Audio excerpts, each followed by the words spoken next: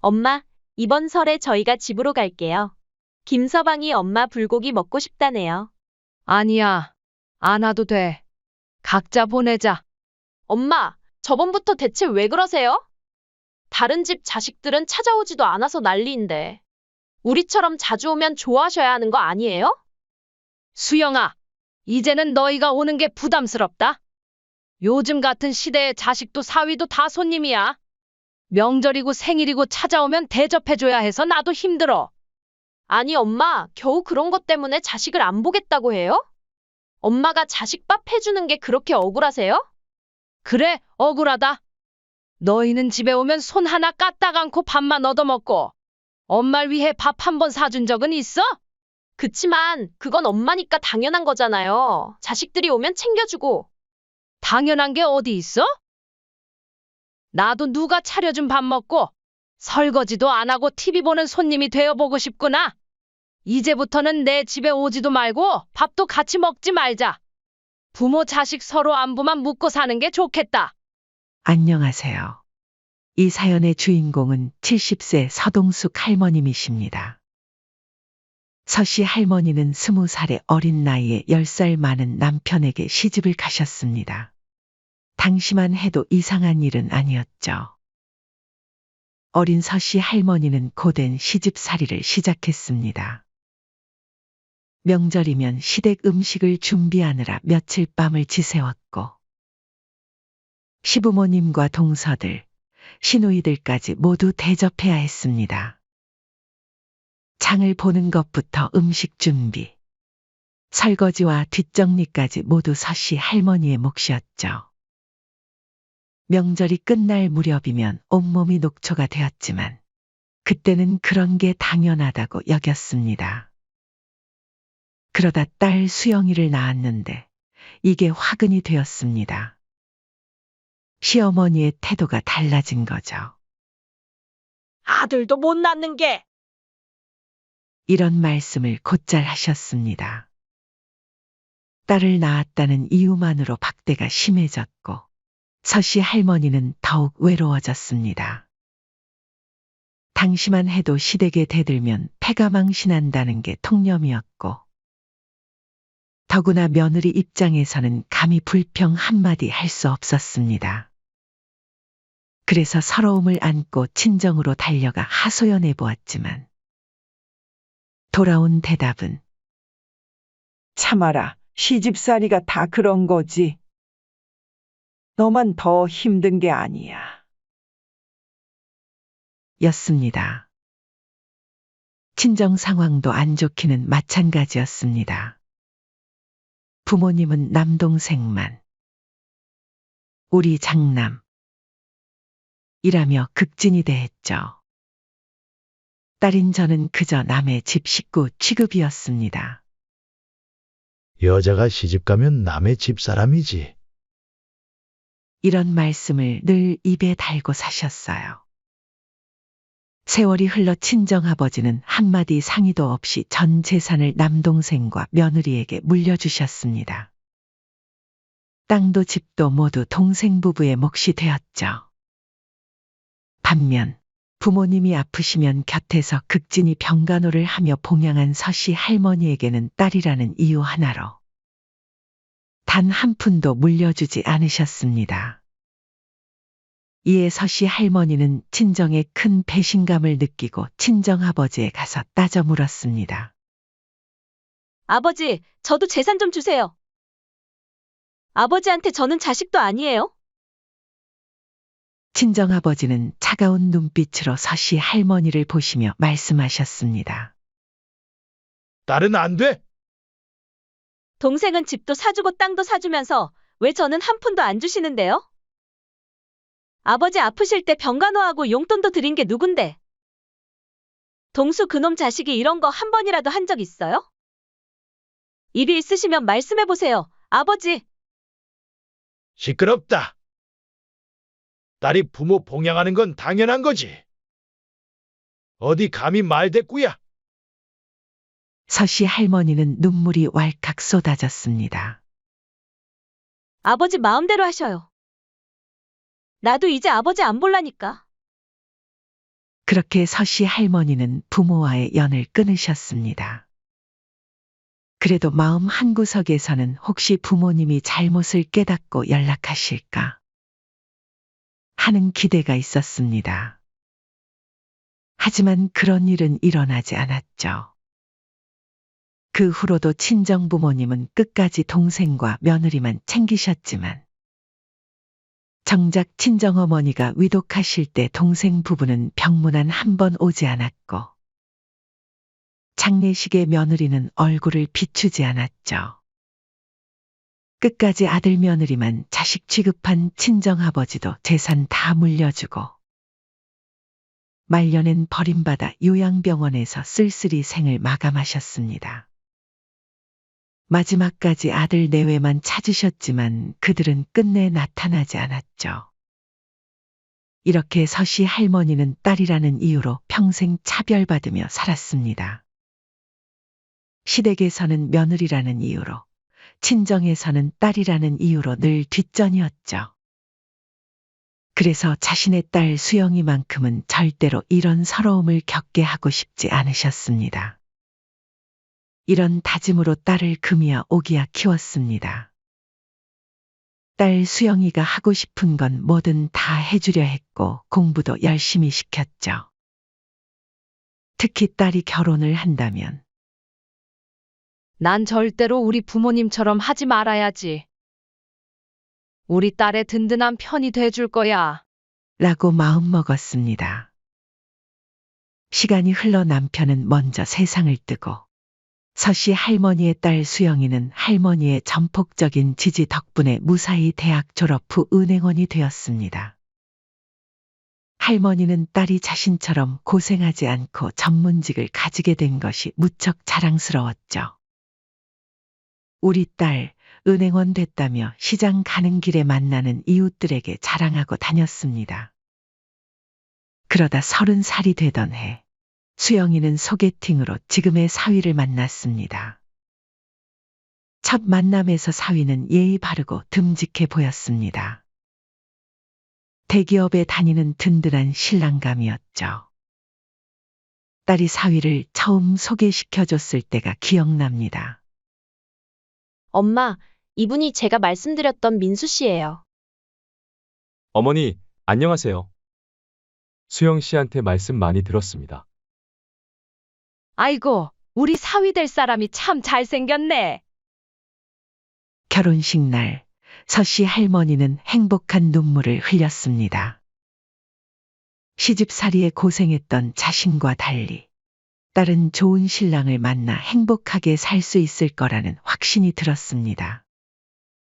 수영아, 엄마는 내가 시집가서 고생할까봐 늘 마음이 아팠어. 하지만 이제는 안심이다. 넌 엄마처럼 살지 말고 행복하게 살아야 한다. 엄마, 저 때문에 고생하신 거 다 알아요. 이제는 제가 효도할게요. 그래, 우리 딸. 행복하게만 살면 그게 효도야. 결혼 후엔 모든 것이 순조로웠습니다. 엄마, 저 임신했어요. 뭐라고 임신?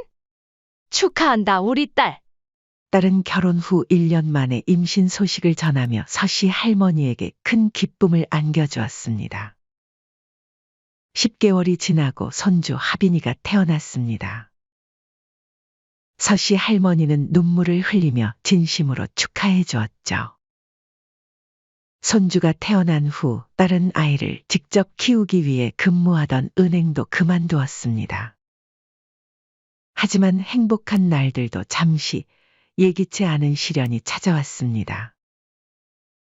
사위가 다니던 회사가 구조조정을 하면서 사위 역시 권고사직을 당하게 된 것입니다. 그날 밤 딸은 서씨 할머니에게 울면서 전화를 걸어 이 일을 털어놓았죠. 엄마, 우리 신랑이 회사에서 해고 당했대요.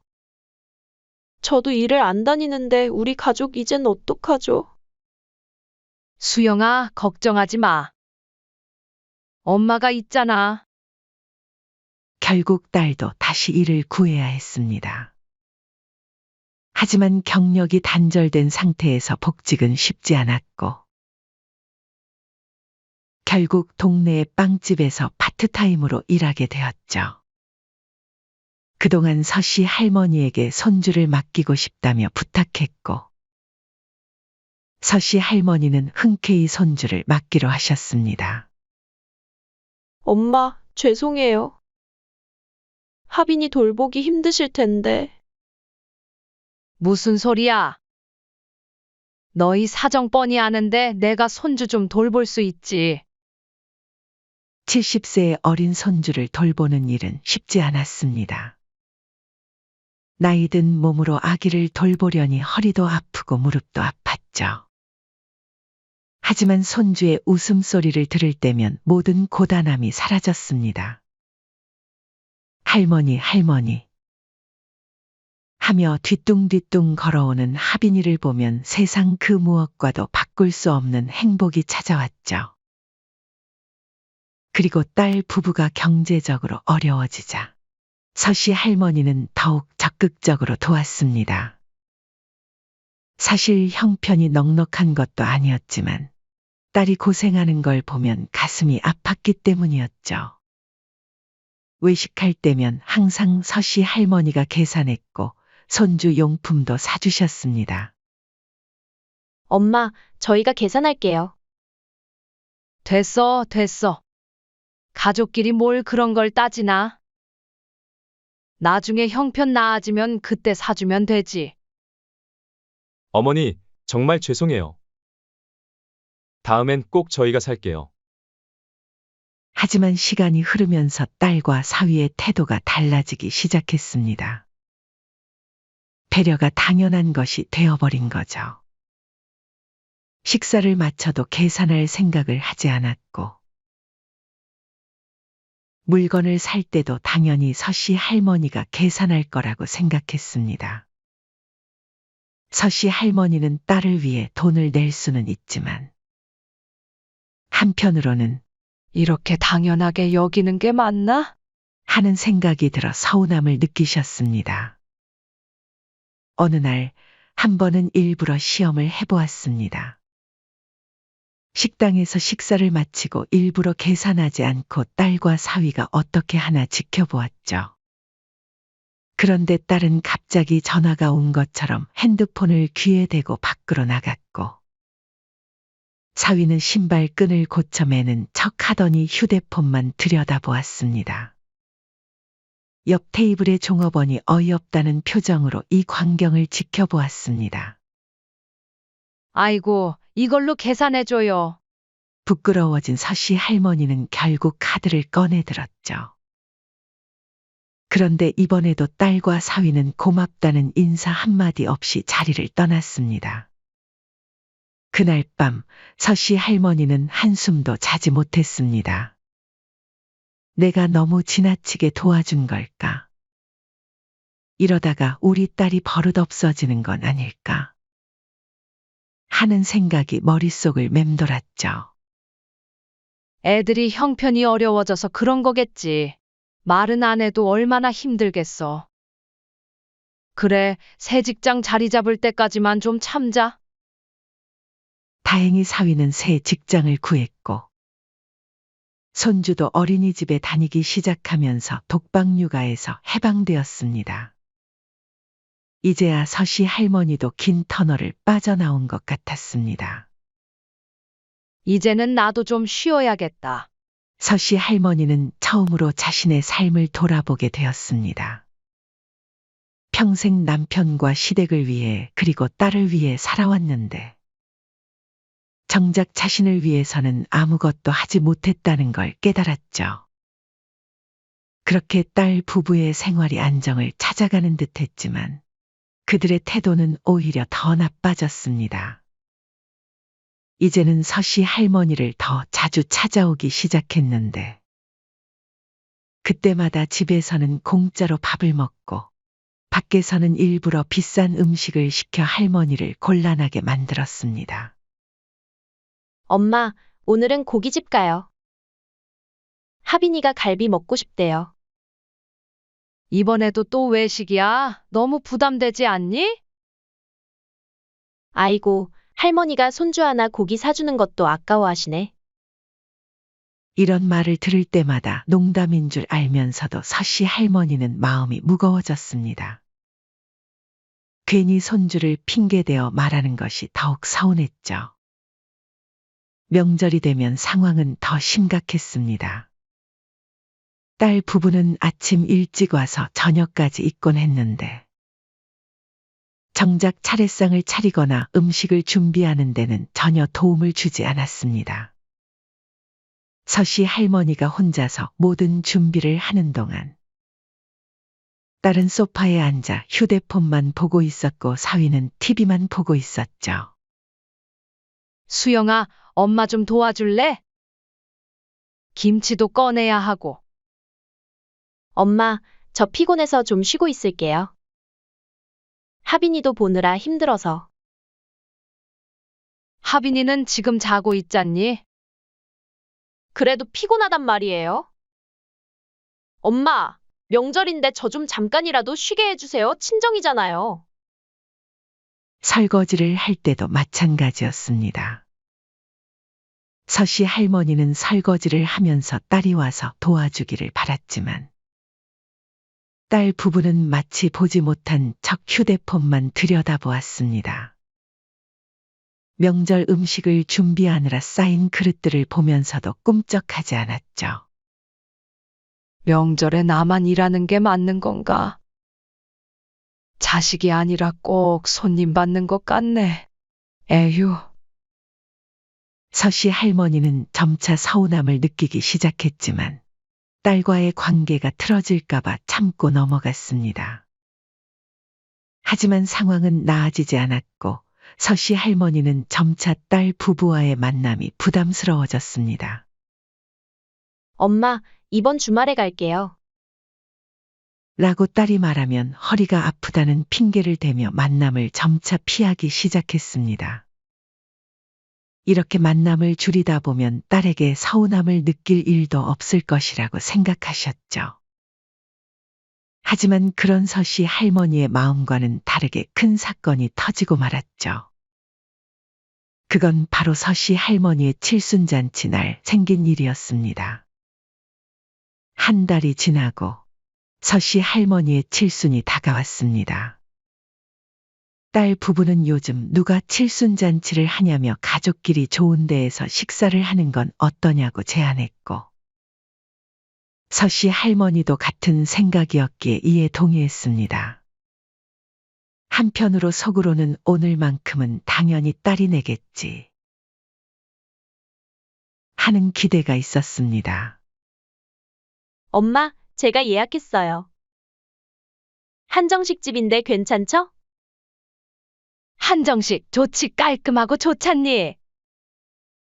인당 30만 원은 넘는 비싼 가격대였지만 자신의 생일이니까 특별히 딸이 준비한 것이리라 생각하고 부담 없이 받을 생각이었습니다. 하지만 식사가 끝나갈 무렵 믿기 힘든 상황이 벌어졌습니다. 어머. 하빈이가 갑자기 칭얼거리네요. 딸은 갑자기 급히 일어났고 사위는 장모님, 저희 먼저 가보겠습니다. 라며 자리를 박차고 일어났습니다. 마치 계획이라도 한 듯 척척 움직이는 모습이 서씨 할머니의 가슴을 찔렀습니다. 그 순간 서씨 할머니는 딸과 사위의 만행에 분노를 느꼈습니다. 해도 너무하다고 느낀 서씨 할머니는 더 이상 참을 수 없었습니다. 잠깐! 목소리가 떨렸지만 또렷하게 말했습니다. 오늘은 내 생일이잖니? 이번엔 너희가 밥값을 내렴. 서씨 할머니는 일부러 주변에 들리게 크게 말했습니다.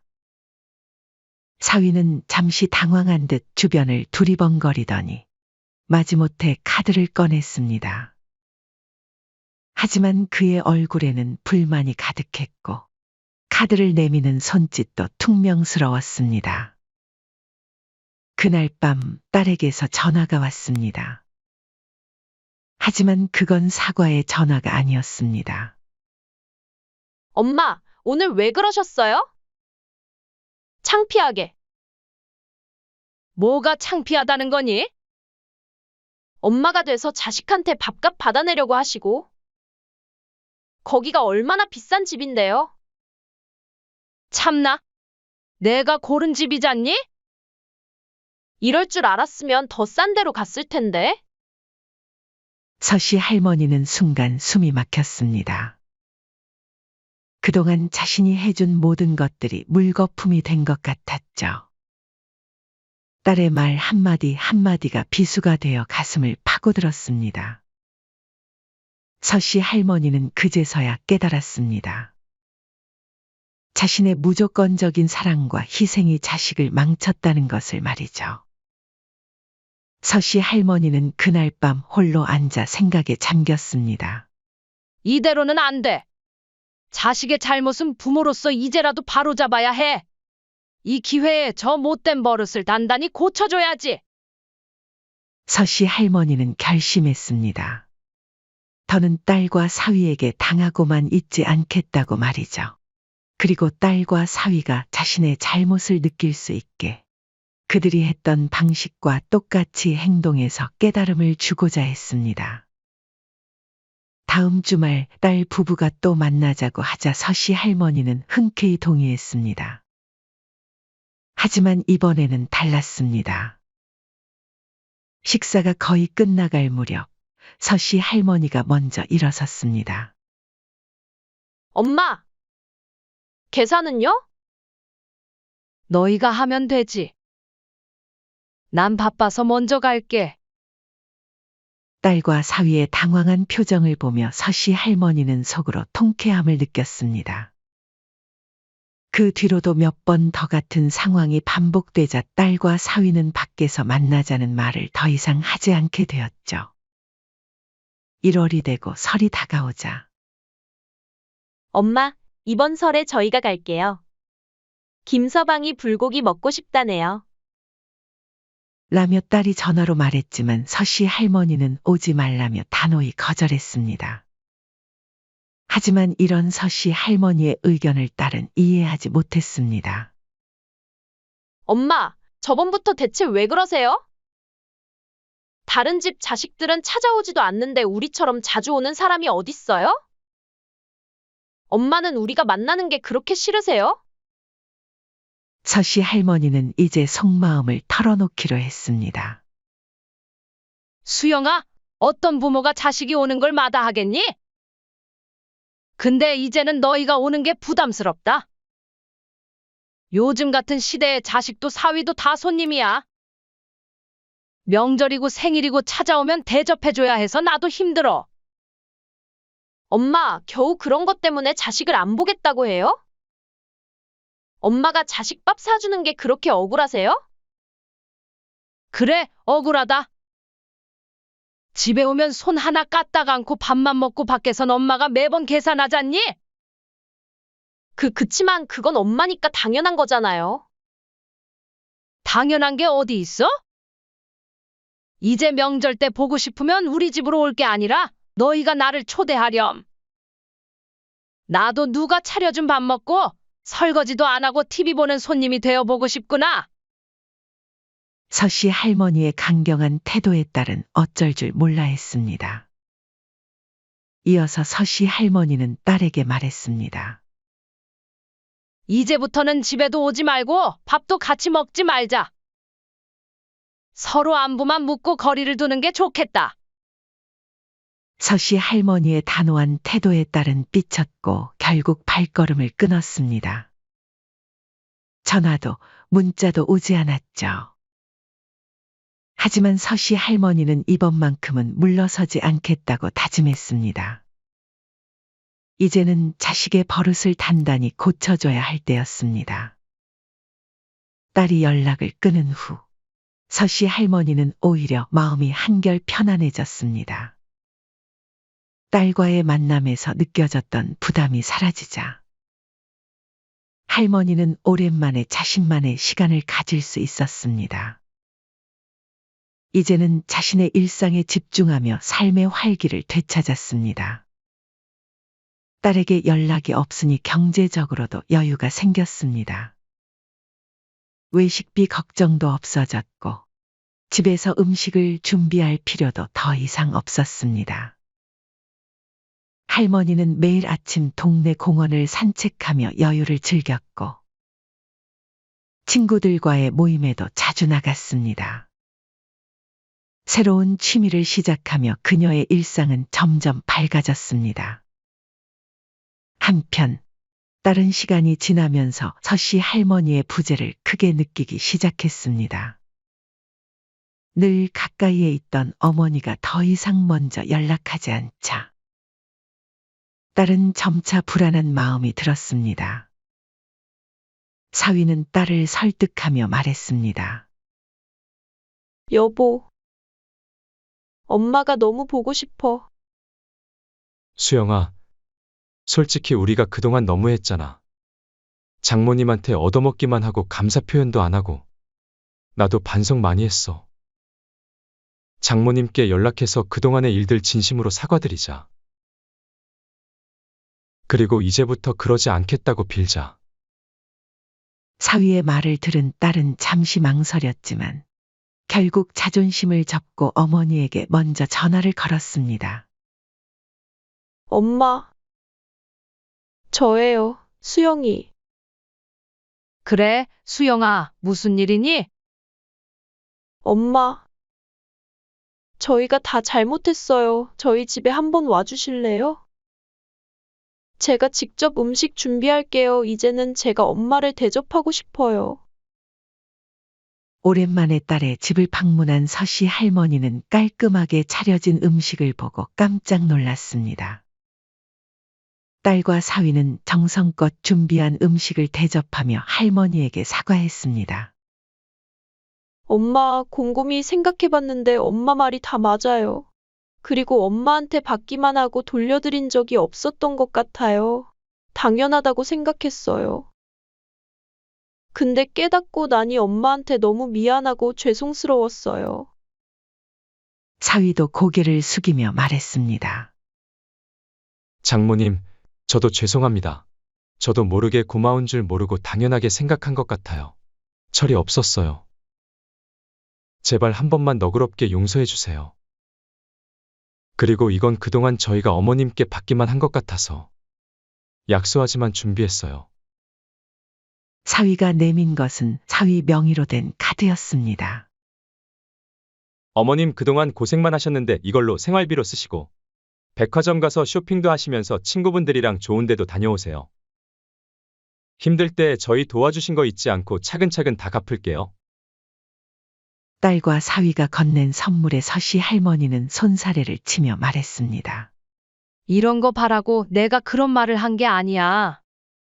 그러나 사위는 고개를 숙이며 간절히 부탁했습니다. 장모님, 제발 받아주세요. 저희가 그동안 받은 것들을 조금이라도 갚는 마음이에요. 이건 꼭 받아주셨으면 해요. 사위의 진심 어린 태도에 마지못해 선물을 받았습니다. 이후 서씨 할머니는 딸과 사위의 진심 어린 사과를 받아들였습니다.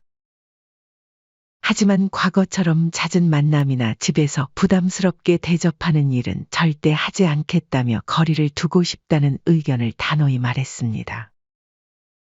너희가 이렇게까지 하니 사과는 받을게. 하지만 이번 일로 깨달은 게 있단다. 우리 앞으로는 간단히 만나자. 엄마도 나이를 먹었고 시대도 변했어. 요즘 같은 시대에 꼭 무리하게 볼 필요는 없잖니? 서로에게 편안한 방식으로 지내는 게 더 좋을 것 같구나. 딸과 사위도 이 의견에 동의했습니다. 이후로 명절이나 특별한 날마다 가족은 커피숍에서 만나 간단히 차를 마시며 안부를 묻는 시간을 가지기로 서로 합의했습니다. 커피숍 만남에 딸과 사위는 처음엔 낯설어 했지만 이내 가족 모두에게 긍정적인 변화를 가져다 주었습니다. 서씨 할머니는 더 이상 음식을 차리거나 외식비를 감당하지 않아도 되니 마음이 한결 가벼웠습니다. 딸과 사위도 어머니와의 만남이 덜 부담스러워졌습니다. 딸은 처음에는 낯설어 했지만 시간이 지나면서 어머니의 뜻을 이해하게 되었습니다. 어느 날 딸이 커피숍에서 어머니에게 말했습니다. 엄마, 이제 이렇게 만나는 게 더 편한 것 같아요. 저희도 부담 덜고 엄마도 힘드시지 않고요. 서씨 할머니는 미소를 지으며 대답했습니다. 그러게. 진작 이렇게 할 걸 그랬다. 그동안 괜히 음식을 차리고 치우느라 고생만 했던 것 같아. 이번 경험은 서씨 할머니에게 큰 깨달음을 주었습니다. 자식에게 지나친 기대를 하거나 부모로서 모든 것을 감당하려 애쓰는 것이 자신을 얼마나 힘들게 했는지 알게 되었습니다. 그동안 느꼈던 서운함도 이제는 마음 한구석으로 접어두기로 했습니다. 자식은 자식대로, 부모는 부모대로 각자의 삶을 살아가야 한다. 이 깨달음은 할머니를 더욱 편안하고 여유로운 삶으로 이끌었습니다. 이제 그녀는 딸과 사위에게 실망하거나 기대를 하지 않았고, 딸 부부 역시 어머니와의 만남을 더 자연스럽고 편안하게 받아들였습니다. 그날 이후로도 가족은 명절과 특별한 날마다 간단히 만나 안부를 묻고 커피숍에서 헤어지는 만남을 이어갔습니다. 이 방식은 가족 모두에게 부담을 덜어주는 동시에 서로를 더 이해하고 존중하게 만드는 계기가 되었습니다. 서씨 할머니는 이제 자신의 삶에 만족하며 자식들과 독립적인 관계를 유지하며 하루하루를 살아가고 있었습니다. 사연은 여기까지였습니다. 구독, 좋아요, 댓글은 영상 제작에 큰 힘이 됩니다. 시청해 주셔서 감사합니다. 일주일 후 아들 부부에게 내용 증명이 발송되었습니다. 30일 이내 퇴거 요청이라는 문구를 보자 곧바로 흥분된 목소리로 전화를 걸어왔습니다. 어머니, 이게 무슨 짓이에요? 당장 취소하세요. 아니, 취소 못한다. 이제 그 집에서 나가거라. 어머님, 한 번만 용서해 주세요.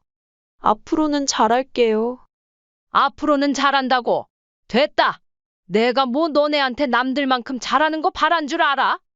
수술하고 힘들 때 옆에 있어주고 검진 받으러 와서 하룻밤 재워달란 거 그게 그렇게 어려웠냐? 아무리 그래도 엄마가 자식한테 어떻게 그래요? 제가 얼마나 효도했는데? 효도는 개뿔. 병원에 얼굴 한번 비추지도 않고 그게 네가 아는 효도냐? 그건 와이프가. 이제 나도 더 이상 이제 너희한테 아쉬울 것 없다. 빨리 짐 빼렴. 저희가 갈 데가 어디 있다고 나가라는 거예요. 응, 그건 내가 상관할 일은 아니지. 갈 곳 없으면 너가 말한 찜질방이나 근처 호텔 가보는 건 어떠니? 안녕하세요. 사연의 주인공은 65세 임막순 할머님이십니다. 임씨 할머니는 첫 결혼해서 얻은 아들 영훈을 홀로 키우며 살아오셨습니다. 28배 이른 나이에 남편과 사별한 후 젊은 나이에 미망인이 된 임씨 할머니는 하늘이 무너지는 것 같은 슬픔을 겪으셨습니다. 영훈아, 엄마가 너만큼은 꼭 잘 키울게. 약속할게. 아픔을 달래거나 슬퍼할 시간도 없이 임씨 할머니는 2살배기 아들을 위해 강인하게 살아가기로 결심하셨습니다. 식당 일도 하고 장사도 하며 아들을 키우셨지만 그 시대의 젊은 여자 혼자서 아이를 키우는 삶은 생각보다 더 고단했습니다. 막순 씨, 힘들게 혼자 키우지 말고 좋은 인연 한번 만나보는 게 어때요? 주변 지인들의 걱정 어린 권유가 이어졌고 결국 35의 나이에 중매로 현재의 남편을 만나게 되었습니다.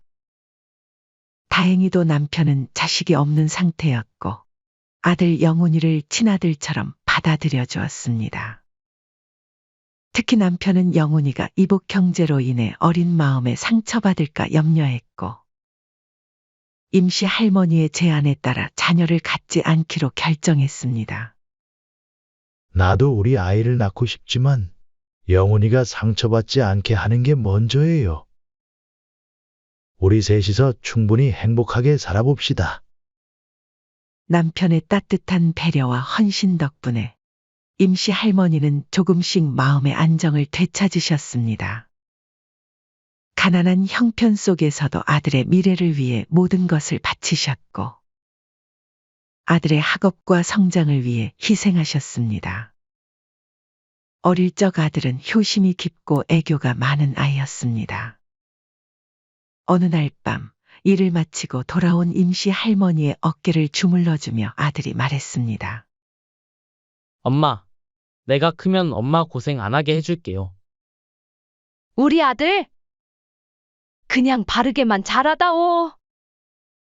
그게 엄마한텐 효도야. 하지만 대학에 진학하고 나서부터 아들의 모습이 조금씩 달라지기 시작했습니다. 학교 친구들과 어울리면서 영훈이는 점점 물질적인 것들에 관심을 보이기 시작했습니다. 명품 가방을 메고 다니는 친구들을 부러워했고, 주말마다 이어지는 모임에 빠지지 않으려 용돈을 더 달라고 조르기 시작했습니다. 아들이 어느 날 퉁명스럽게 말했습니다.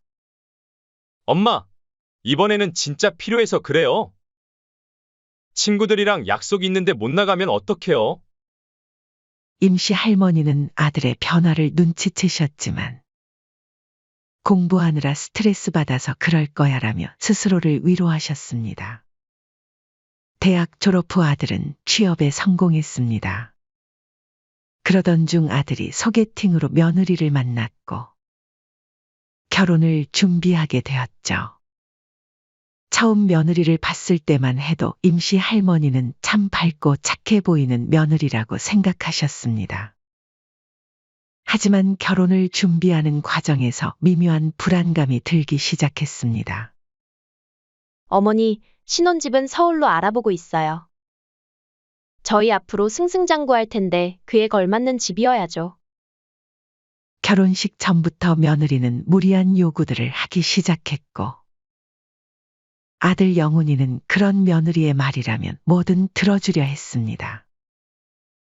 임씨 할머니는 평생 모은 돈을 아들의 결혼 준비를 위해 쏟아부었고, 결혼 후에도 꾸준히 부족한 부분을 채워주셨습니다. 당신, 왜 그렇게 아들 내외가 달라는 대로 다 해주시오? 집을 사달라, 인테리어를 해달라. 우리 형편에 너무 무리하는 거 아니요? 남편은 걱정스러운 눈빛으로 임씨 할머니를 바라보았습니다. 임씨 할머니는 한참을 말없이 앉아 있다가 작은 목소리로 말씀하셨습니다. 여보, 영훈이가 어릴 때 생각나서요. 아버지 없이 자란다고 얼마나 서러워했는지. 친구들 아버지 참관 수업날엔 아파서 학교도 안 간다고 했었어요. 그때 제대로 해주지 못한 게 미안하고 자꾸 마음에 걸려서 그래요. 임씨 할머니의 눈가가 붉어졌습니다. 이제라도 우리 아들 떳떳하게 살게 해주고 싶어요. 며느리도 잘 살게 해주고. 그러다 보니 자꾸 마음이 약해지네요. 남편은 한숨을 쉬며 아내의 손을 잡았습니다. 당신 마음 이해는 하지만 그래도 너무 무리하지는 마시오. 특히 명절 때면 며느리는 노골적으로 불편한 기색을 보였고, 영훈이는 그런 며느리의 모습을 보며 어머니를 점점 멀리하기 시작했습니다. 임씨 할머니는 자식한테 뭘 바라고 키운 것도 아니고 라고 생각하며 묵묵히 감내하셨지만 시간이 갈수록 상처는 깊어만 갔습니다. 임씨 할머니의 정성은 점점 귀찮은 간섭으로 취급되었고 발걸음은 자연스레 줄어들 수밖에 없었습니다. 그렇게 세월이 흘러가던 중 예기치 못한 사건이 임씨 할머니를 찾아왔습니다. 어느 날 임씨 할머니는 가슴에서 이상한 덩어리를 느끼고 병원을 찾으셨습니다. 건강검진도 꾸준히 받아왔는데 이런 일이 생기다니. 믿기지 않는 마음으로 검사실에 들어섰습니다. 의사는 조심스럽게 유방암 2기 진단을 내렸고 즉각적인 치료가 필요하다고 설명했습니다. 처음에는 담담히 받아들이려 했으나 시간이 지날수록 두려움과 불안이 밀려왔습니다. 평생 아프지 않고 살아왔는데 이제 와서 암이라니. 밤마다 식은땀을 흘리며 잠을 설치는 날이 많아졌습니다. 떨리는 손으로 아들에게 전화를 걸었습니다. 신호음이 길게 이어지다 마침내 아들의 목소리가 들렸습니다. 여보세요, 엄마? 무슨 일 있으세요? 영훈아, 엄마가 검사를 받았는데 임시 할머니의 떨리는 목소리에 아들도 긴장한 듯 했습니다. 엄마, 무슨 일이에요? 검사 결과 안 좋으세요? 암이래. 유방암 2기. 잠시 전화기 너머로 침묵이 흘렀습니다. 그리고 아들의 놀란 목소리가 들려왔습니다. 엄마가 암이라고요? 지금 몸은 괜찮으신 거예요? 아들의 걱정하는 목소리를 들으니 마음 한켠이 따뜻해졌습니다. 그래도 자식밖에 없구나 생각하며 임시 할머니는 안도의 한숨을 내쉬었습니다. 서울 큰 병원으로 가보라고 하더구나. 엄마가 알아서 잘할 테니 너무 걱정하지 마. 아니에요. 병원도 제가 알아볼게요. 그리고 주말에 시간 내서라도 꼭 찾아뵐게요. 통화를 마치고 나서 임시 할머니는 오랜만에 마음이 조금 가벼워졌습니다. 그래도 아들이 자신을 걱정해 주는구나 하는 생각에 눈시울이 붉어졌습니다. 남편은 허리 디스크로 장거리 이동이 어려워 함께할 수 없었지만 멀리서나마 아내를 걱정하는 마음을 전했습니다. 서울까지 같이 가고 싶지만 허리가 영 말썽이니 원. 내가 당신과 함께 갈 순 없지만 집에서 당신을 위해 생선도 굽고 따뜻하게 맞이할게. 치료 잘 받고 와요. 주말이 되자 아들이 약속대로 찾아왔습니다. 큰 병원 예약도 직접 해주었고 입원 수속도 도와주었습니다.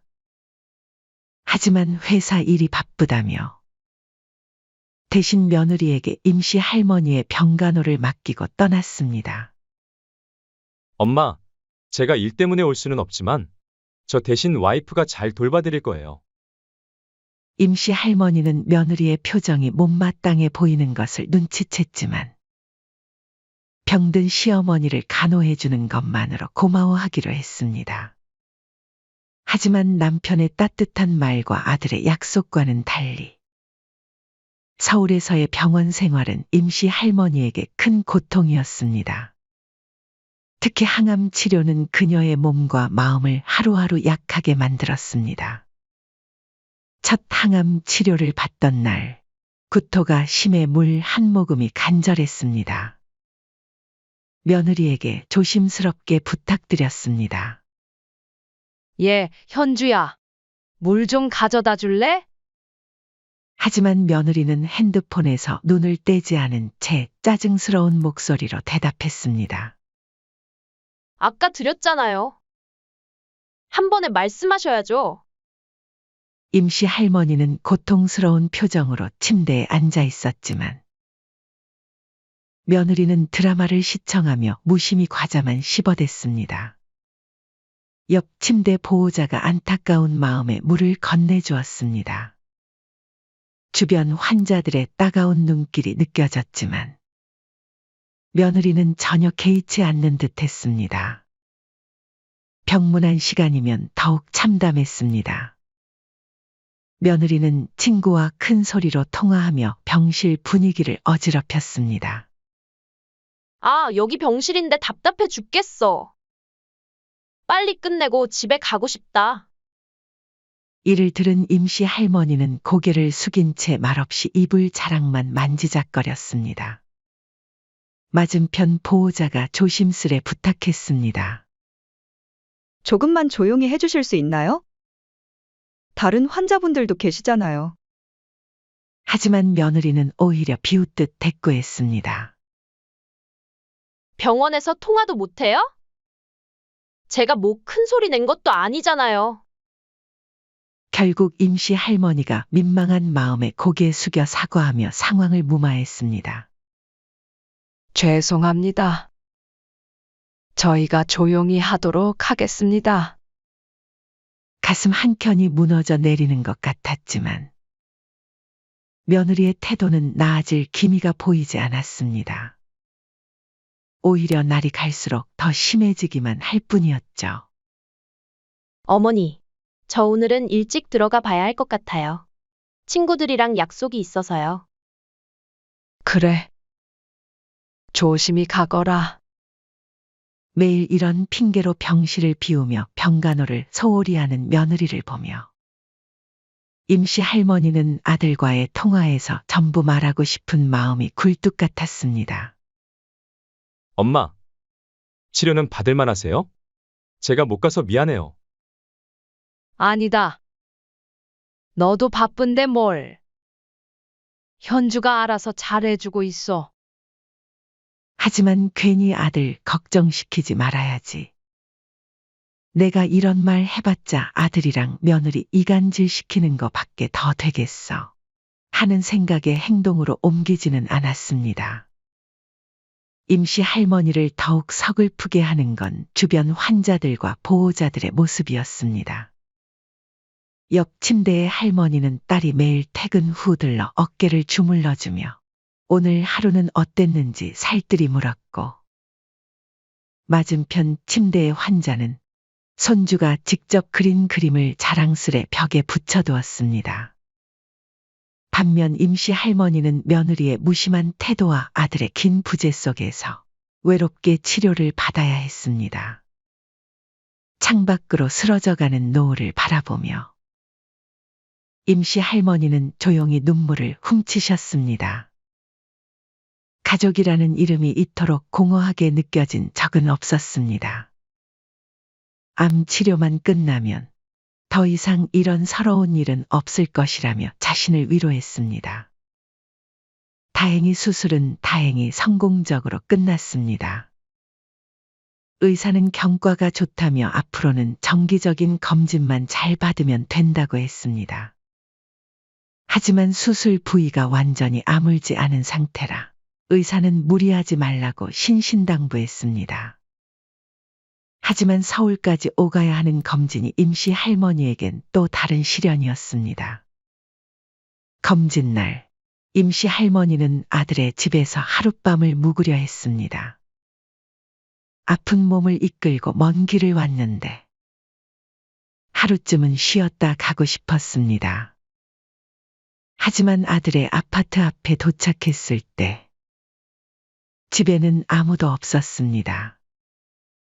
임씨 할머니는 아들 집 현관 비밀번호도 몰라 들어갈 수도 없었습니다.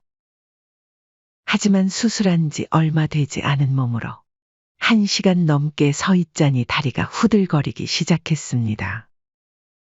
떨리는 손으로 아들에게 전화를 걸었습니다. 영훈아, 병원에서 치료 끝났는데 너희 집에서 하룻밤만 묵고 가면 안 될까? 어머니, 검진 끝나고 내려가시는 거 아니었어요? 아, 곤란한데 우선 아내한테 물어볼게요. 잠시 후 며느리와 통화가 연결되었습니다. 어머님, 비밀번호는 좀 곤란할 것 같아요. 요즘은 개인정보가 중요하잖아요. 제가 좀 이따 집에 갈 테니까 그때 열어드릴게요. 그때까지 여기서 기다리라고. 네? 어쩔 수 없잖아요. 아니면 다음에 오시든가요.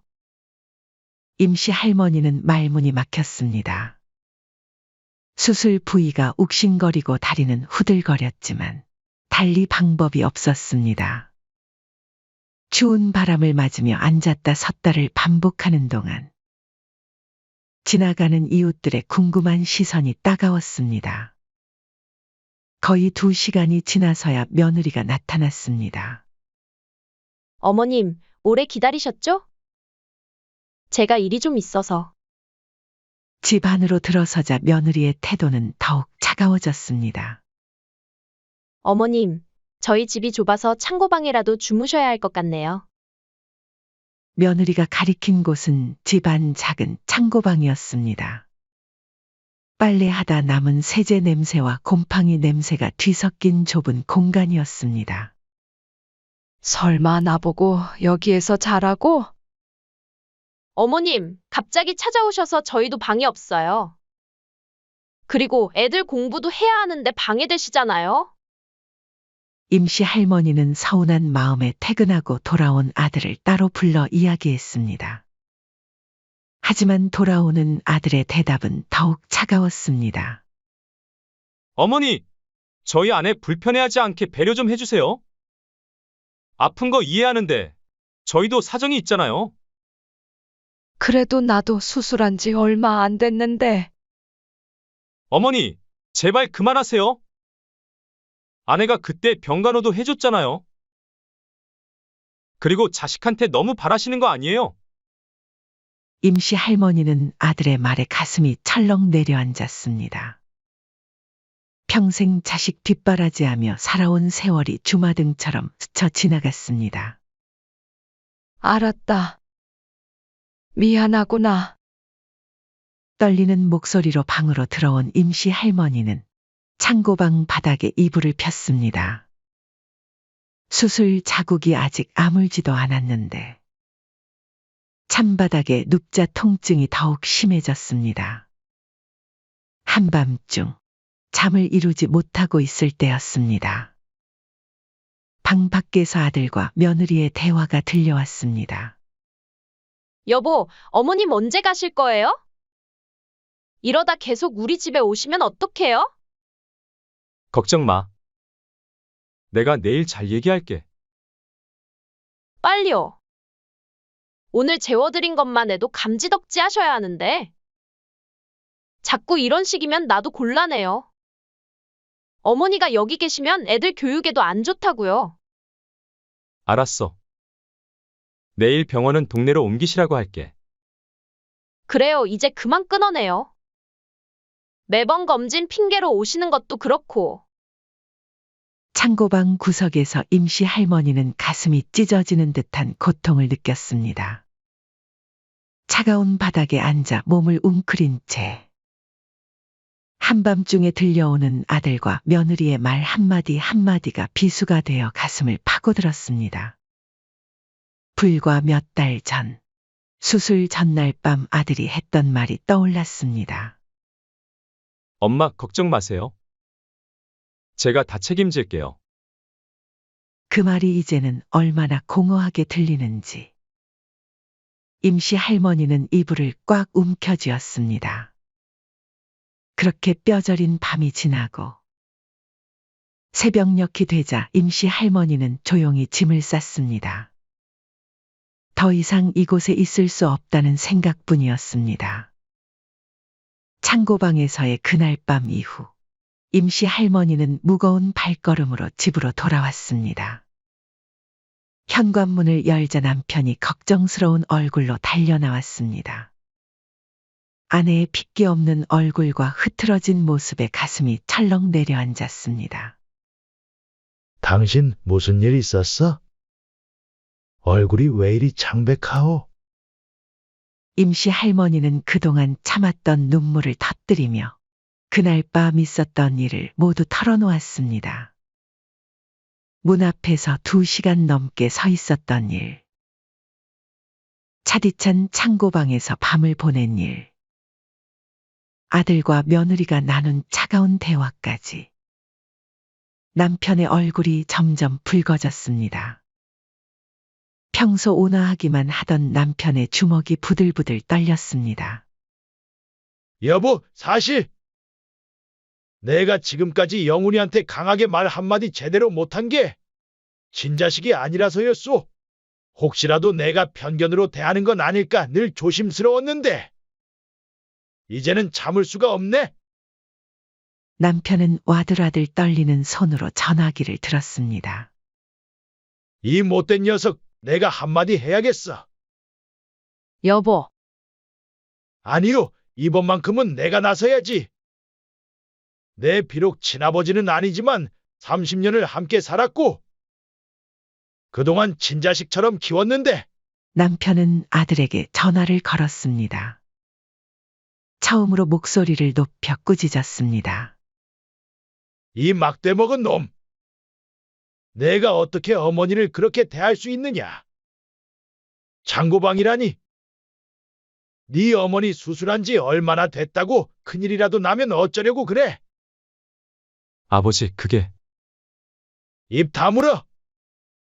우리가 너를 30년을 넘게 키워줬다. 그동안 너한테 한 번이라도 뭐라 한 적 있더냐? 근데 이게 사람이 할 짓이냐? 전화기 너머로 아들의 당황한 목소리가 들렸습니다. 하지만 남편은 멈추지 않았습니다. 그리고 어머니가 널 위해 얼마나 희생하셨는지 알아? 너 때문에 또 다른 자식도 안 낳으시고 평생 너 하나만 바라보고 사셨다. 아버지, 아버지라고 부르지도 마. 개놈의 자식. 이럴 거면 연 끊어. 우리한테 뭐 바라지도 말어. 임씨 할머니는 남편의 모습을 보며 마음속에서 무언가가 달라지는 것을 느꼈습니다. 그동안 참고 견뎌온 것들이 한순간에 무너져 내렸습니다. 여보, 이제 됐어요. 이제 나도 달라져야 할 것 같아요. 나도 더 이상 자식에게 기대하지 않을래요. 이제 우리 둘만 의지하고 살아요. 임씨 할머니의 눈가에 맺혔던 눈물이 거치고 대신 단단한 결의가 깃들었습니다. 여보, 내일 당장 변호사를 만나러 가요. 다음 날 부부는 유명한 변호사 사무실을 찾았습니다. 변호사는 서류를 꼼꼼히 검토한 후 고개를 끄덕였습니다. 네. 아드님 댁의 소유권이 어머님 명의로 되어 있고 증여 계약서도 아직 작성하지 않으셨다고요? 이건 명백한 소유권 침해입니다. 게다가 환자 방치와 학대의 정황도 있으니 퇴거 요청은 충분히 가능합니다. 임씨 할머니의 눈빛이 달라졌습니다. 변호사님, 시작해 주세요. 이제는 제 인생을 찾고 싶습니다. 일주일 후 아들 내외에게 내용 증명이 발송되었습니다. 30일 이내 퇴거 요청이라는 문구를 본 아들은 곧바로 흥분된 목소리로 전화를 걸어왔습니다. 어머니! 이게 무슨 짓이에요? 당장 취소하세요. 아니, 취소 못한다. 이제 그 집에서 나가거라. 엄마가 자식한테 어떻게 그러실 수 있어요? 제가 얼마나 효도했는데? 임씨 할머니의 목소리가 차가워졌습니다. 효도는 개뿔. 내가 무슨 효도를 했니? 병원에 얼굴 한번 비추지도 않고 수술한 어미를 창고방에 재우고 이게 네가 아는 효도냐? 그건 와이프가. 이제 와서 내 아내 핑계 대지 마라. 너희 둘 다 똑같아. 너도 내가 한 일에 책임을 져야지. 며느리도 달려와 울먹이며 애원했습니다. 어머님, 저희가 잘못했어요. 한 번만 용서해 주세요. 앞으로는 잘할게요. 임씨 할머니는 비웃듯 말했습니다. 앞으로는 잘한다고. 됐다. 내가 뭐 너네한테 남들만큼 잘하는 거 바란 줄 알아? 수술하고 힘들 때 옆에 있어주고 검진 받으러 와서 하룻밤 재워달란 거 그게 그렇게 어려웠니? 임씨 할머니는 이제 당당했습니다. 이제 나도 이제 너한테 미안한 거 더 이상 없다. 이제 우리도 우리 인생 살란다. 며느리가 울먹이며 말했습니다. 저희가 어디 갈 데가 있다고 나가라는 거예요. 임씨 할머니의 입가에 차가운 미소가 번졌습니다. 응? 그건 내가 상관할 일은 아니지. 갈 곳 없으면 찜질방이나 근처 호텔 가보는 건 어떠니? 어머니, 이제 그만 연락하렴? 병에 걸려보니 남은 인생이 얼마나 소중한지 잘 알겠더라. 나도 이제 남편과 행복하게 노후나 보내며 살 생각이란다. 너희는 거기서 새지 바라보면서 불효자식의 말로가 어떨지 곰곰이 생각해보는 게 좋겠구나. 아들 부부가 떠나고 난 뒤 임씨 할머니는 남편과 마주 앉았습니다. 오랜만에 마음이 가벼웠습니다. 여보, 이제 우리 둘만의 시간이 시작된 것 같네요. 그래요. 당신이 결단을 잘 내렸소. 이제는 우리가 행복해질 차례요. 집을 매각하는 과정은 생각보다 순조로웠습니다. 좋은 위치에 있는 아파트였기에 매매가도 높았습니다. 아들 부부는 한동안 연락을 시도했지만 임씨 할머니는 더 이상 흔들리지 않았습니다. 결국 아들 내외는 30일 안에 집을 비워야 했습니다. 하지만 이것이 끝이 아니었습니다. 며느리의 비상식적인 행동과 환자 방치 사실이 병원 커뮤니티에 알려지면서 누군가 며느리의 회사 게시판에도 이 사실을 올렸고 며느리가 다니던 의료기기 회사에서도 문제가 되었습니다. 고객의 건강을 책임지는 회사에 항암 치료 중인 시어머니를 방치한 직원은 더 이상 필요 없습니다. 라며 노인 학대와 관련된 불미스러운 소문이 퍼지자 결국 며느리는 회사를 그만둘 수밖에 없었습니다. 아들의 상황도 아들도 순탄치 않았습니다. 어머니를 모신 방법이 알려지자 거래처에서도 하나, 둘 등을 돌리기 시작했습니다. 자기 어머니도 그렇게 대하는 사람과는 거래하고 싶지 않습니다. 결국 아들은 승진은커녕 해고를 당했고 며느리와의 관계도 틀어지기 시작했습니다. 거기에 어머니를 창고방에 재웠다는 이야기가 아파트 주민들 사이에 퍼지면서 그동안 쌓아온 체면이 순식간에 무너져 내렸습니다. 이웃들의 손가락질과 수군거림 속에서 아들 부부는 결국 다른 지역으로 이사를 가야 했습니다. 한편 임씨 할머니 부부는 매각 대금으로 조용한 동네에 아파트를 마련했습니다. 옥상에 작은 텃밭도 있어 상추도 기르고 방울토마토도 심었습니다. 남편은 퇴직금으로 장만한 낚싯대를 들고 근처 저수지로 낚시를 다니기 시작했고 임씨 할머니는 동네 문화센터에서 그림 교실을 다니기 시작했습니다. 여보, 내가 그린 그림 어때요? 와, 벌써 이렇게 잘 그리네요. 우리 집 거실에 걸어두면 딱 좋겠어. 가장 기쁜 소식은 얼마 전 정기 검진에서 들은 의사의 말이었습니다. 항암 치료가 잘 듣고 있어요. 이대로만 가면 완치도 기대해 볼 수 있겠네요. 임씨 할머니는 매일 아침 텃밭에 나가 채소들을 돌보며 생각합니다. 이제야 진짜 내 인생을 살고 있는 것 같네요. 남편은 아내의 어깨를 감싸며 말했습니다. 우리 이제 시작이요. 앞으로 더 행복한 일들이 많을 거요. 이제 임씨 할머니의 하루는 평화롭습니다. 더 이상 구속도 미안함도 없습니다. 아침에는 텃밭을 가꾸고 오후에는 그림을 그리고 저녁에는 남편과 산책을 합니다. 가끔 동네 할머니들과 모여 차도 마시고 웃음꽃도 피웁니다. 이제 와서 생각해보니 그동안은 내가 나를 사랑하지 않았던 것 같아요.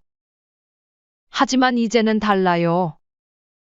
나를 위한 삶을 살아가는 게 이렇게 행복한 거였네요.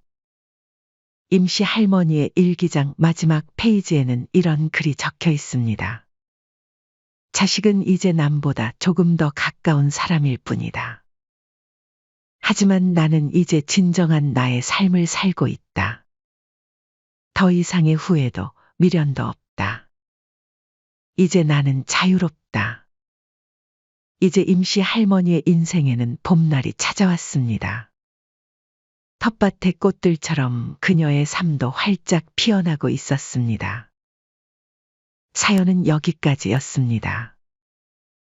시청해 주셔서 감사합니다. 구독, 좋아요, 댓글은 영상 제작에 큰 힘이 됩니다.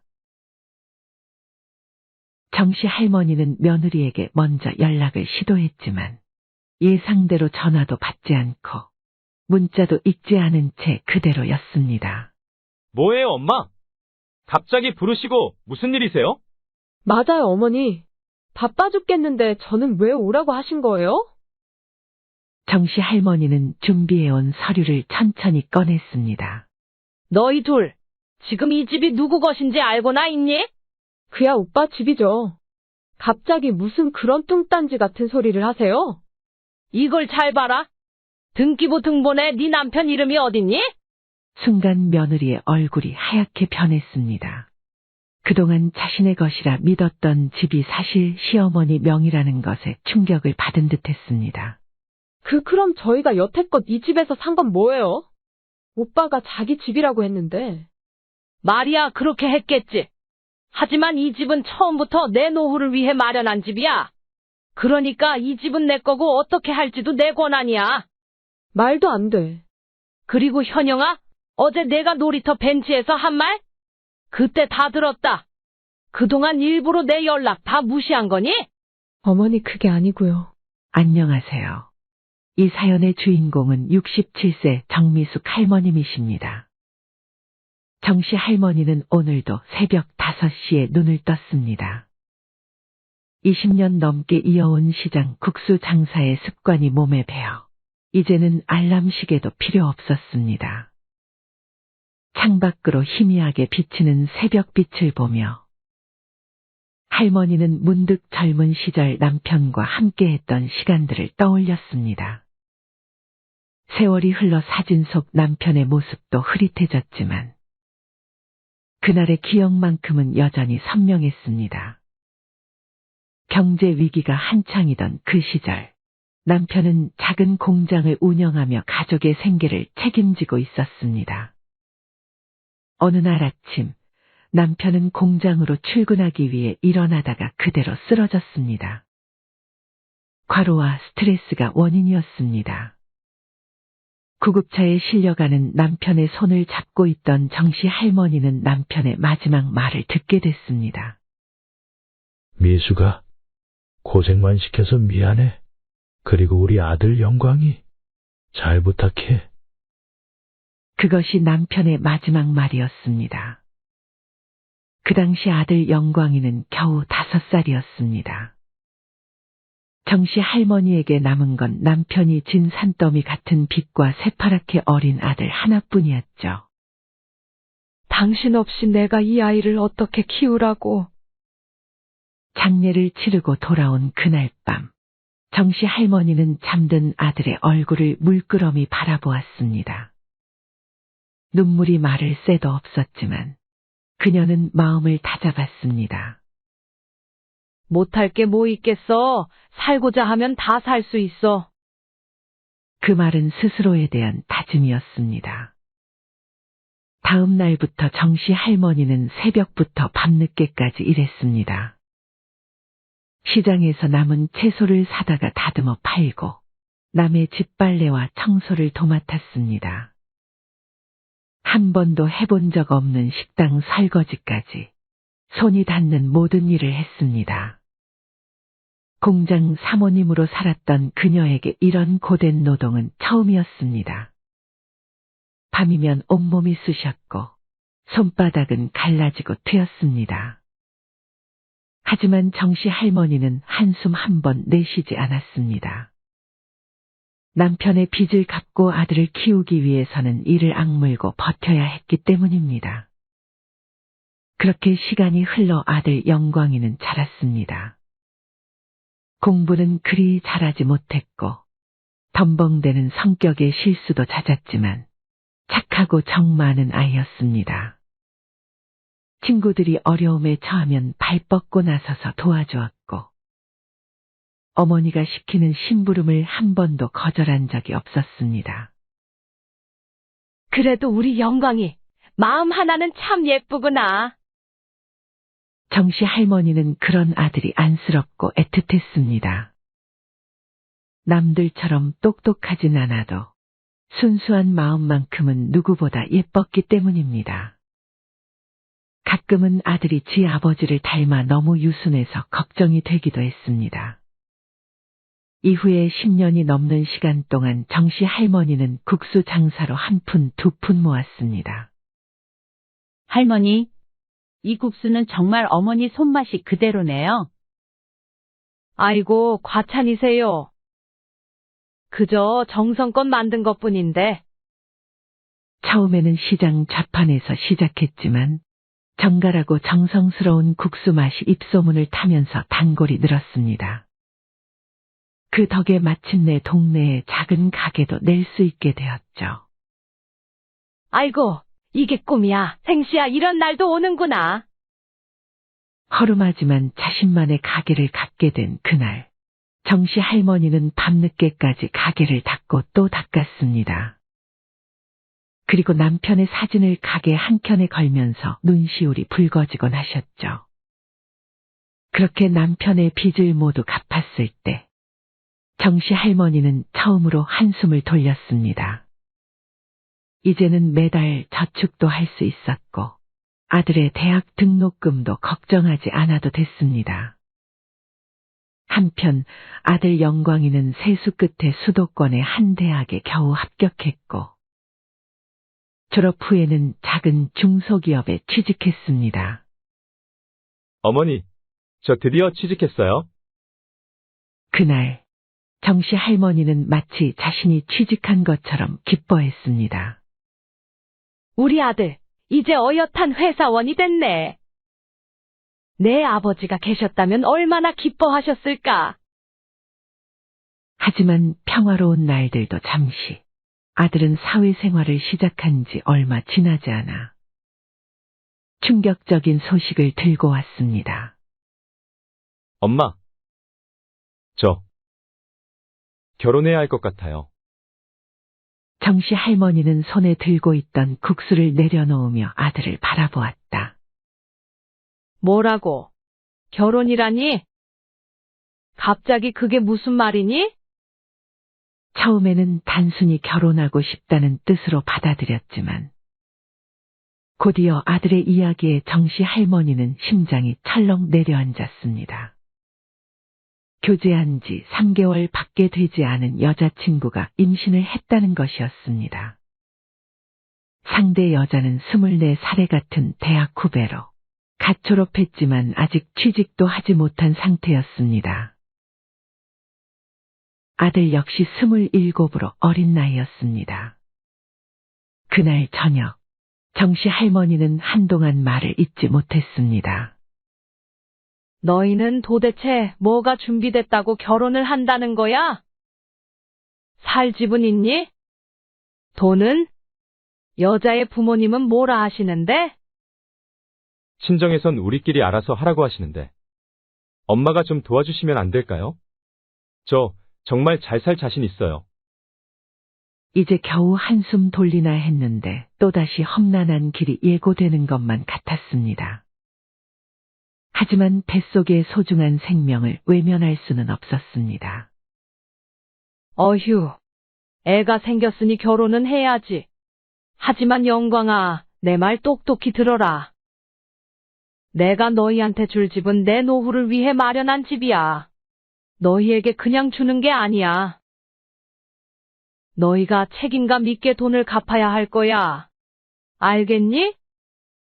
아들은 연신 고개를 끄덕이며 네, 엄마. 그렇게 할게요. 정말 감사해요. 이 은혜 절대 잊지 않을게요. 라고 말했습니다. 결혼식 준비에 정씨 할머니는 어린 아들 부부를 위해 혼수와 가전제품까지 모두 부담했습니다. 며느리의 집안도 형편이 넉넉지 않았기에 친정에서는 큰 도움을 줄 수 있는 상황은 아니었습니다. 정씨 할머니는 아들의 걱정스러운 새로운 출발을 지켜보며 부디 아들과 며느리가 가정을 잘 꾸려나가기를 뒤에서 응원했습니다. 결혼 초기 24살의 어린 나이에 시집온 며느리는 서툴고 미숙했습니다. 정씨 할머니는 그런 며느리를 보며 한숨을 내쉬곤 했습니다. 요즘 애들은 다들 그런 거지 뭐. 나도 한때는 어렸으니까. 첫 아이를 낳고 육아에 서툴러 하는 며느리를 위해 정씨 할머니는 밤낮으로 도움을 주었습니다. 기저귀 갈기부터 젖병 소독까지 뿐만 아니라 출산한 어린 며느리까지 챙겼습니다. 정씨 할머니가 사실상 2명을 육아를 했다 해도 과언이 아닐 정도였죠. 다행히 며느리는 정씨 할머니를 친어머니처럼 따랐습니다. 어머니, 정말 감사해요. 저 어머니가 안 계셨으면 어쩔 뻔했어요. 그래. 너도 어린 나이에 시집와서 고생이 참 많구나. 하지만 몇 년의 시간이 흐르고 며느리의 태도는 달라지기 시작했습니다. 처음에는 작은 변화였습니다. 할머니가 건네는 말에 대답이 짧아지고 눈을 마주치는 일도 줄어들었습니다. 그러다 점차 육아와 집안일을 전적으로 할머니에게 맡기기 시작했죠. 어머니, 오늘은 제가 친구들과 약속이 있어서. 애 좀 봐주실 수 있으세요? 어머님, 이번 주도 부탁드려요. 저도 이제 일 다니잖아요. 아침마다 어김없이 어린 손주를 데려오는 게 일상이 되었습니다. 어머니, 오늘도 부탁드려요. 예? 근데 요즘 너무 자주 오는 거 아니니? 회사에서 야근이 많아져서요. 어쩔 수 없어요. 일이 그렇게 바쁘면 애 돌봐줄 가정부를 쓰는 게 어떠니? 어머니, 남의 손에 맡기는 것보다 할머니가 보는 게 더 좋잖아요. 퇴근 시간은 점점 늦어졌고 주말에도 친구들과의 약속을 핑계로 아이를 맡기곤 했습니다. 정씨 할머니는 손주가 예뻐 마다하진 않았지만 점점 체력적으로 부담이 되기 시작했습니다. 명절이 다가오자 정씨 할머니는 며느리에게 일찍 와서 음식 준비를 도와달라고 부탁했습니다. 하지만 며느리는 당일 늦은 저녁이 되어서야 슬금슬금 나타났습니다. 심지어 얼굴에는 미안한 기색도 없어 보였죠. 어머니, 죄송해요.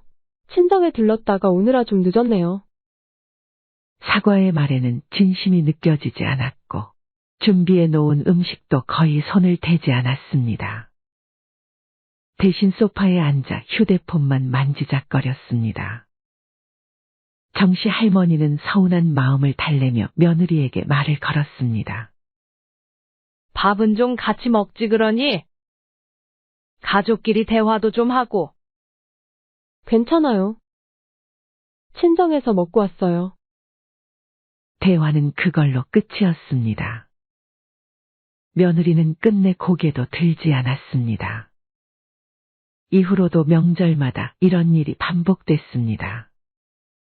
며느리는 점점 더 늦게 오거나 아예 정씨 할머니의 집에 방문조차 하지 않았고 와도 얼굴만 비치고 가버렸습니다. 어느 날 정씨 할머니는 참다 못해 아들에게 물었습니다. 영광아, 며느리가 왜 이렇게 명절에 안 오는 거니? 아들은 잠시 머뭇거리다가 대답했습니다. 현영이가 어머니와 대화하는 게 좀 불편하대요. 아직 어려서 그러니 엄마가 좀 이해해 주세요. 그 말은 들은 정씨 할머니는 며느리가 이해가 되면서도 한편으로는 자신을 완전히 무시하고 있다는 느낌을 지울 수 없었죠. 하지만 더 충격적인 말은 손자의 입을 통해 들려왔습니다. 그날도 평소처럼 아침 일찍 며느리가 손주를 정씨 할머니의 집에 맡긴 날이었죠. 손자가 장난감을 가지고 놀다가 무심코 내뱉은 말이었습니다. 할머니랑 엄마는 사이가 안 좋아요? 응? 그게 무슨 말이니? 엄마가 할머니 전화 받지 말라고 했어요. 받으면 귀찮아진대요. 정씨 할머니는 손주의 말을 듣자 그 자리에서 얼어붙고 말았습니다. 손자의 순진한 눈빛을 마주하면서도 차마 대답을 하지 못했습니다. 정씨 할머니의 마음 한구석이 찢어지는 것 같았죠. 그러던 중 정씨 할머니에게 예상치 못한 일이 발생했습니다. 바로 정기 건강검진에서 심각한 문제가 발견된 것이었습니다. 의사는 정씨 할머니에게 수술이 필요할지도 모른다고 말했습니다. 할머님, 검사 결과 심장 판막에 문제가 있으셔서 수술하실 수도 있으세요. 이 부분은 다시 한번 검사해보죠. 아무래도 가족분들이 설명 들어야 하니까 다음에 오실 때는 가족분들이랑 같이 오세요. 마침 아들은 부산으로 장기 출장을 간 상황이었고 정씨 할머니에게 연락할 가족은 며느리뿐이었습니다. 정씨 할머니는 떨리는 마음으로 며느리에게 전화를 걸었지만 며느리는 아무리 전화를 해도 받지 않았습니다. 여보세요? 얘가 왜 전화를 안 받아? 수차례 전화했지만 모두 부재중 통화로 남았고 결국 정씨 할머니는 문자를 하나 남겼습니다. 현영아, 결과가 안 좋게 나와서 수술을 해야 할지도 모른다는구나. 가족이랑 같이 오라는데 혹시 시간 될 때 전화 좀 해줄래? 하지만 며느리에게 답장은 오지 않았고 결국 정씨 할머니 혼자서 병원을 다녀와야 했습니다. 아들에게 이 사실을 이야기하자 아들은 또다시 주저리 변명만 늘어놓았습니다. 요즘 애엄마가 신경 쓸 일이 많아서 그래요. 제가 따로 현영이한테 따로 말할게요, 어머니.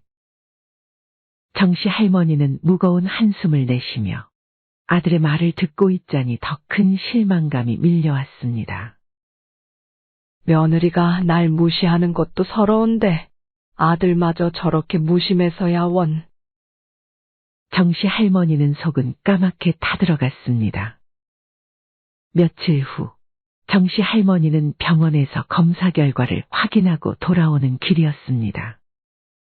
다행히 다시 한 검사 결과가 생각보다 나쁘지 않아 수술을 하지 않고 통원 치료로 가능하다는 의사의 말을 듣고 온 참이었죠. 이를 알리려고 아들의 집에 방문하기 위해 가던 중 아파트 놀이터 근처 벤치에서 며느리가 친구와 대화하는 것을 우연히 듣게 되었습니다. 쟤 현영이 아니야? 무슨 대화를 저렇게 크게 한담? 진짜? 시어머니가 또 전화했어? 이번에 어디 아프시다고 연락 왔는데 내가 일부러 싹 다 무시했지. 아니, 그런 건 아들이 알아서 해야 하는 건데 왜 나한테 연락을 하는 거야? 어이가 없어? 이 나이에 홀어머니 간병까지 떠맡게 생겼어? 무조건 회사 핑계 애 핑계 대면서 절대 병원 같이 안 갈 거야. 혹시 몸이 더 안 좋아지면 요양병원에라도. 며느리의 막말은 계속 이어졌지만 정씨 할머니의 귀에는 더 이상 들리지 않았습니다. 정씨 할머니는 충격에 세상이 무너져 내리는 듯했습니다. 그동안 신혼집에 살림살이에 심지어 손주까지 돌봐주며 아들과 며느리를 챙겨줬는데 며느리는 자신을 그저 귀찮은 짐짝으로 여겼던 것입니다. 심지어 며느리는 필요할 때는 막무가내로 연락하고 찾아오더니 정작 자신의 전화도 문자도 귀찮다며 일부러 무시했다는 사실도 알게 되었죠. 정씨 할머니는 그 자리에서 돌아섰습니다. 더 이상 들을 필요가 없었습니다. 그동안 쌓였던 서러움과 분노가 한꺼번에 치솟았습니다. 며느리의 통화 내용을 들은 후 정씨 할머니는 무거운 발걸음으로 집으로 돌아왔습니다. 정씨 할머니는 문득 아들도 이 사실을 알고 있었을지 생각해 보았습니다. 그동안 수없이 이 문제에 대해 말했는데도 변명만 늘어놓고 아무 대처도 하지 않았지. 아무래도 영광이도 알고 있었을 거야.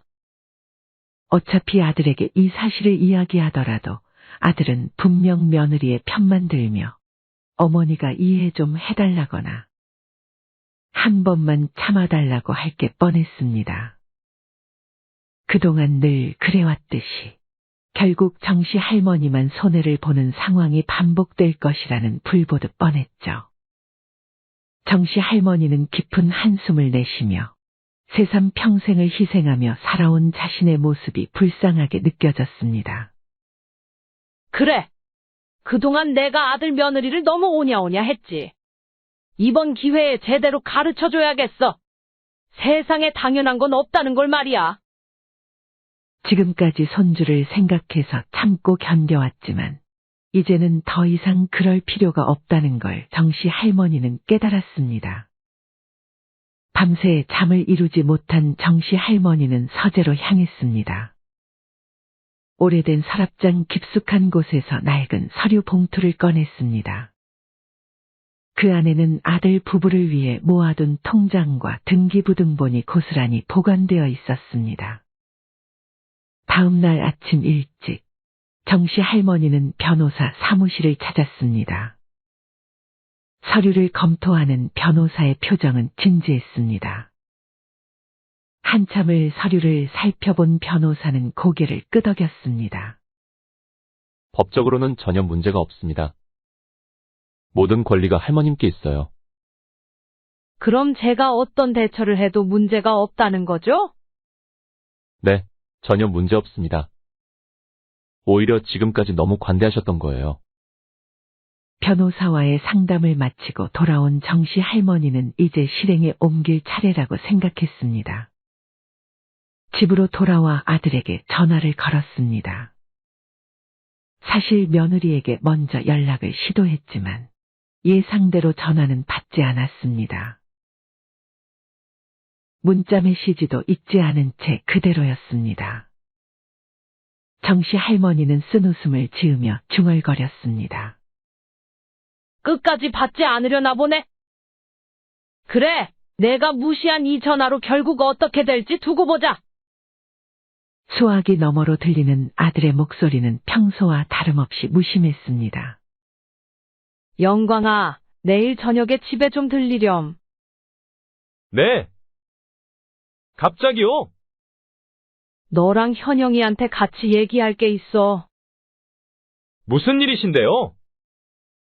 그건 내일 와서 얘기하자꾸나. 현영이도 꼭 같이 오라고 전해주렴. 다음 날 저녁, 아들과 며느리가 정씨 할머니의 집을 찾았습니다. 며느리의 표정은 불만이 가득했고 귀찮다는 기색이 역력했습니다. 어머니, 바빠 죽겠는데 저는 왜 오라고 하신 거예요? 아들은 이미 분위기가 심상치 않음을 느꼈는지 불안한 표정을 짓고 있었습니다. 어머니의 달라진 분위기를 감지한 듯했죠. 엄마, 갑자기 왜 그러세요? 무슨 일이신데요? 정씨 할머니는 준비해온 서류를 천천히 꺼냈습니다. 너희 둘, 지금 이 집이 누구 것인지 알고나 있니? 아들은 순간 당황한 기색이 역력했지만 며느리는 오히려 뻔뻔한 태도로 대답했습니다. 그야 오빠 집이죠. 갑자기 찾아와서 무슨 그런 뚱딴지 같은 소리를 하세요? 정씨 할머니는 며느리의 말에 코웃음을 치며 서류를 내밀었습니다. 이걸 잘 봐라. 등기부 등본에 내 남편 이름이 어딨니? 이 집은 처음부터 내 명이었어? 순간 거실에 정적이 흘렀습니다. 며느리의 얼굴이 순식간에 굳어졌고 아들은 당황한 듯 어머니를 바라보았습니다. 이 집 내가 너희에게 임시로 빌려준 거야. 너희가 나중에 잘 자리 잡고 갚아가겠다고 약속했으니 믿었지. 그런데 지금까지 뭐 하나 갚은 게 있냐? 며느리의 얼굴이 하얗게 변했습니다. 그동안 자신의 것이라 믿었던 집이 시어머니 명의라는 사실에 충격을 받은 듯했습니다. 그럼 저희가 여태껏 이 집에서 산 건 뭐예요? 오빠가 자기 집이라고 했단 말이에요. 정씨 할머니는 냉정한 목소리로 대답했습니다. 말이야 그렇게 했겠지. 하지만 이 집은 처음부터 내 노후를 위해 마련한 집이야. 네? 뭐라고요? 며느리의 목소리가 떨렸습니다. 그리고 현영아, 어제 내가 놀이터 벤치에서 한 말? 그때 다 들었다. 정씨 할머니의 말에 며느리는 그동안의 뻔뻔한 태도는 온데간데 없이 사라지고 이제서야 사태의 심각성을 깨달은 듯 손을 덜덜 떨기 시작했습니다. 그 자리에서 다리에 힘이 풀린 며느리는 소파에 털썩 주저앉은 채 말했습니다. 어머니, 그게 아니라 그래서 그동안 일부러 내 연락 안 받은 거니? 어머님, 그건 그냥 친구랑 하는 농담이었어요. 진심이 아니었는데. 아들은 무슨 상황인지 영문도 모른 채 어리둥절한 표정을 짓고 있었고 며느리는 눈물을 글썽이며 변명했습니다. 하지만 정씨 할머니는 단호하게 말했습니다. 너희가 내 도움을 당연하게 여긴 것도 문제지만 특히 며느리가 나를 개무시하고 연락도 일부러 피하는 꼴을 보니 이제는 더 참을 수 없어. 너희가 나를 대우해주지 않는데 나도 너희를 위해 이렇게까지 해줄 이유가 없잖니? 마음 같아선 그동안 못 받은 이자까지 전부 받아내고 싶지만 손주 얼굴 봐서 그건 참으마. 그 대신 다른 세입자들처럼 보증금과 월세를 내. 못하겠다면 이 집에서 나가. 아들이 황급히 어머니 앞으로 달려와 무릎을 꿇었습니다. 엄마, 보증금에 월세까지 내라고요? 우리 사정 뻔히 아시잖아요. 지금 저희 상황 정말 힘들어요. 다시 기회를 주시면 앞으로 저희가 엄마한테 더 잘할게요. 하지만 정씨 할머니의 결심은 확고했습니다. 수년간 쌓인 서운함이 폭발한 순간이었죠. 너희가 지금 당장 월세를 낼 여력이 없다면 다른 싼 집을 알아보는 게 좋겠다. 이제 너희도 예전처럼 어리지 않아. 스스로 살아갈 방법을 찾아보렴. 며느리는 갑자기 무릎을 꿇으며 울음을 터뜨렸습니다. 평소에 도도하던 모습은 온데간데 없이 사라지고 비굴한 태도로 빌기 시작했습니다. 어머니, 제가 잘못했어요. 제가 잠깐 미쳤었나 봐요. 하지만 정씨 할머니의 마음은 이미 돌아선 뒤였습니다. 됐다. 그리고 나도 더 이상 며느리에게 연락하지 않으마. 그니까 너도 앞으로 연락하지 마렴. 어차피 너네 도움 필요할 때만 연락했으니 오히려 속이 다 시원하구나. 그 말을 끝으로 정씨 할머니는 아들 부부를 집 밖으로 내쫓았습니다. 이후에 정씨 할머니는 며느리와 아들이 당장 집을 떠나지 않도록 최소한의 유예 기간을 주었지만 아들 부부는 보증금과 월세를 마련하지 못했다는 둥 변명을 늘어놓으며 시간을 끌었습니다. 하지만 정씨 할머니는 이삿날을 정하고 한치의 양보도 없이 집을 비우도록 명령했습니다. 결국 아들 부부는 자신들이 살던 집을 비워줄 수밖에 없었습니다. 그날 이후 정씨 할머니는 아들 부부와의 연락을 완전히 끊었습니다. 손주를 생각하면 마음 한켠이 아팠지만 이제는 자신의 삶에 충실하기로 했습니다. 집을 매각하진 않고 세입자들에게 임대해 매달 월세를 받기로 결정한 정씨 할머니는 그 돈으로 자신이 오랫동안 꿈꾸던 여행을 다니기로 했습니다. 이제는 나를 위해 살 때도 됐지. 평생 남 뒷바라지만 하며 살아왔는데, 앞으로는 나도 내 삶을 즐기며 사는 거야. 정씨 할머니는 홀로 여행 가방을 챙기며 조용히 다짐했습니다. 처음으로 자신만을 위한 시간을 갖는다는 생각에 설렘이 가득했습니다. 그렇게 정씨 할머니는 친구들과 오랜만에 여행길에 올랐습니다. 첫 번째 목적지는 그녀가 가장 좋아했던 제주도였습니다. 푸른 바다와 푸른 하늘 아래에서 그녀는 오랜 세월 쌓였던 응어리를 풀어냈습니다. 세상은 이렇게 넓고 아름다운데, 왜 난 지금껏 이걸 몰랐을까? 정씨 할머니는 미소 지으며 스스로를 위로했습니다. 제주도의 풍경은 정씨 할머니의 마음을 더욱 따뜻하게 만들었습니다. 시장에서 만난 친절한 사람들과의 대화, 작은 카페에서 마신 한 잔의 커피, 그리고 조용한 바닷가에서 들려오는 파도 소리까지. 내가 이렇게 맘 편히 쉴 수 있는 날이 오다니. 할머니는 사진을 찍으며 활짝 웃었습니다. 정씨 할머니는 여러 지역을 여행하며 평생 만나보지 못했던 풍경과 경험을 했습니다. 강릉의 바닷가, 전주의 한옥마을, 그리고 서울의 북적이는 거리까지. 모든 것이 새롭고 흥미로웠습니다. 한편 아들과 며느리는 살던 곳과 조금 떨어진 작은 구축 임대 아파트로 이사를 가게 되었습니다.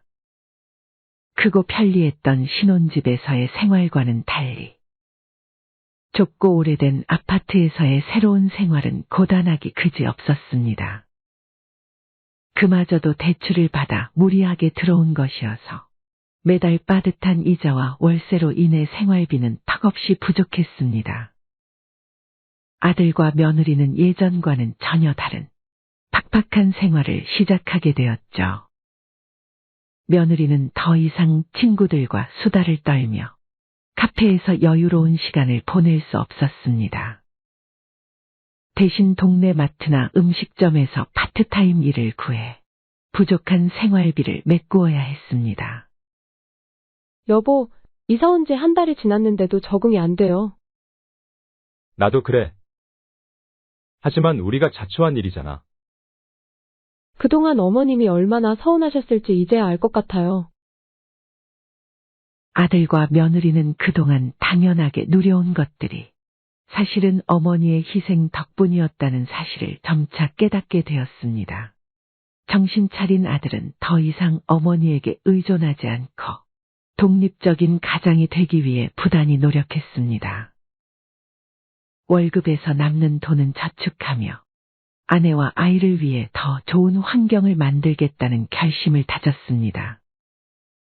그리고 며느리도 이 일을 계기로 과거 자신의 무례함과 경솔함을 후회하고 정씨 할머니에게 한 행동을 속 깊이 반성하게 되었습니다. 몇 달이 지나고 아들과 며느리는 정씨 할머니를 찾아왔습니다. 아들과 며느리는 뻔뻔하고 어리석었던 예전의 태도와는 다르게 머리를 깊게 숙이며 그때의 일에 대한 용서를 빌었습니다. 어머니, 제발 저희 연락 좀 받아주세요. 어머니가 왜 그렇게 서운하셨는지 충분히 알 것 같아요. 그동안 어머니가 해주시는 걸 당연하게 생각했어요.